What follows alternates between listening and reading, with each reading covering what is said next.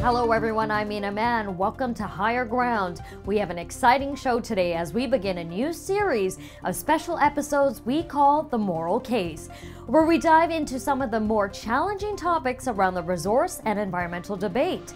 Next week, we'll bring you the moral case for renewable energy, but this week, it's all about the moral case for fossil fuels.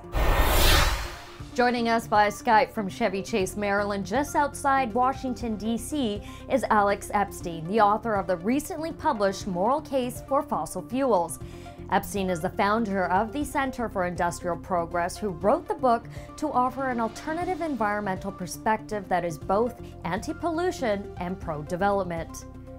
Alex, thanks for coming on the show today. First off, why the focus on fossil fuels? Well, it comes down to understanding a couple of things. One is the importance of energy, and two is the superiority of fossil fuels as an energy source. Energy is not just something that shows up in our power bill or when we go to the gas station. Energy is our basic ability to use machines to improve our lives. We live in a machine-based civilization. Every single aspect of life is improved by using machines. And without energy, those machines are dead. They cannot work. And the cheaper energy is, the more plentiful it is, the more we can use it to improve our lives. So what's an example of that improvement? One instance that people don't think about is with environmental issues like clean water. Nature doesn't give us the clean water that we need to live, not most of us anyway. That's why undeveloped countries have very poor water quality. We need to purify that, and it takes a lot of energy to move the water to where we need it, to take all the dangerous bacteria out of the water, to get it to our homes. That's just one little instance of how energy is the fundamental driving force of modern civilization. Well, Alex, in your book, you talk about scalability. What do you mean by that?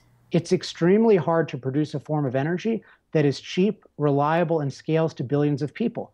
And the reason is because nature doesn't naturally give us any machine energy whatsoever. Not all forms of energy are created equal. It's actually very, very difficult to find a form of energy that will scale to billions of people.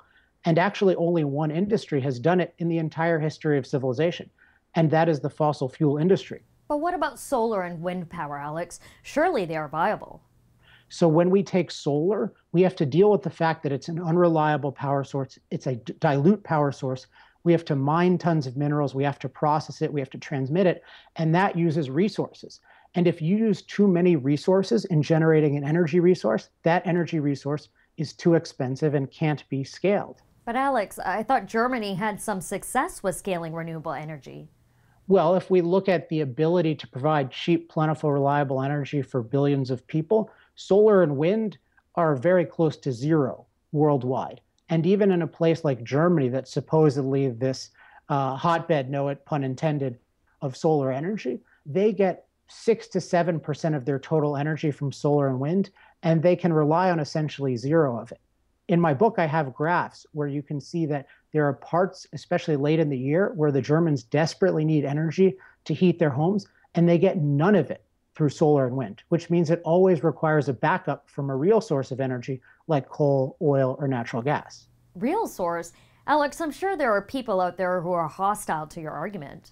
Hostility is an interesting thing. It's usually a combination of envy, so thinking that somebody is somehow superior to you and resenting it, but also having a moral license. And that's the thing I'm really focused on, that we have a moral license to hate the industry that supplies our machines all of their energy. So we can use it, we can enjoy it, and yet we can say to the producers, you are evil and you're inferior to us, even though you're making our whole lives possible. Sure, but environmentalists have a point, don't they? The ideal of the environmentalist movement is to save the planet from human beings. The ideal of the humanist movement is to improve the planet for human beings. But what about climate change, Alex? Do you deny that's happening? We have a wrong view of the climate system. It's this idea that nature gives us a safe and stable climate that we make dangerous and volatile. No, nature gives us a dangerous and volatile climate that we make far stabler and safer in practice. So climate is primarily a problem that energy solves. It's not a problem energy creates. And if there are negative byproducts that affect climate, they are completely outweighed by the positive impacts, which is why we're safer from climate than ever, despite all the hysteria in the news. Wow, Alex, very provocative argument and certainly controversial, at least for many here in BC. What would you say to them? I think a lot of people in British Columbia in particular feel like there's this conflict in their lives because they really care about having a good environment, and yet they want to be very prosperous and successful, and they know that's connected to fossil fuel use. And I would ask them to consider the possibility that those fossil fuels that are demonized are actually an agent of giving them a much better environment. And that's it for Higher Ground this week. Don't forget to catch us next week for our special episode with Ben West from Tanker Free BC as we tackle the moral case for renewable energy. Find out more by visiting our website at resourceworks.com, sign up for our e-newsletter, and don't forget to like us on Facebook and follow us on Twitter.